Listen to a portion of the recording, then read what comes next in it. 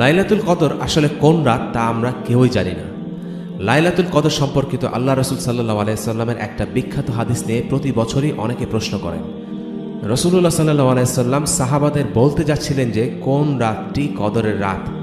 যাওয়ার পথে তিনি দেখেন দুইজন লোক ঝগড়া করছে, আর লাইলাতুল কদর কবে সে কথা ভুলে যান। রাসূলুল্লাহ সাল্লাল্লাহু আলাইহি সাল্লাম বলেন, আমি তোমাদেরকে বলতে চাচ্ছিলাম কিন্তু আমি ভুলে গিয়েছি।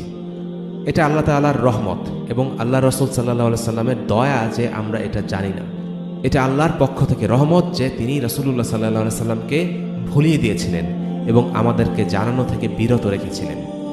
কিভাবে এটা রহমত হতে পারে?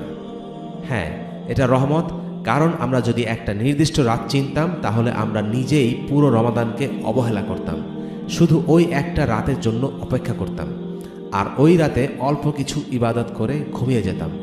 কিন্তু তিনি বলেছেন এটা 10 রাতের মাঝে যে কোনো এক রাত। এর ফলে আমরা এই 10 রাতে অনেক বেশি সওয়াব অর্জন করতে পারি।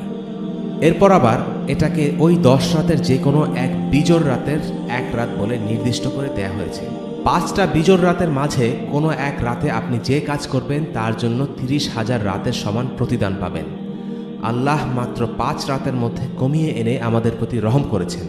আল্লাহ তাআলা বলতে পারতেন যে এটা বছরের 365 দিনের মাঝে যে কোনো একদিন, তখনও কিন্তু আমাদের কদরের রাতের জন্য খোঁজ করতে হতো, আর তখন আমাদের জন্য কাজটা অনেক কঠিন হয়ে যেত।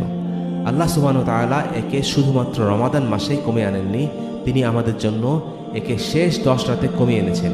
এবং উলামাদের সবচেয়ে জনপ্রিয় মত অনুযায়ী শেষ 10 রাতের বিজোড় রাতগুলোতে, অর্থাৎ শুধুমাত্র 5 রাতের যে কোনো এক রাত হলো শবে কদরের রাত।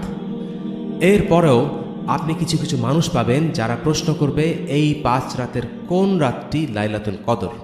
এটা কিন্তু আল্লাহর সাথে বেশি কৃপণতা করা হয়ে যাচ্ছে। ইবাদতের ব্যাপারে মনোযোগী হন।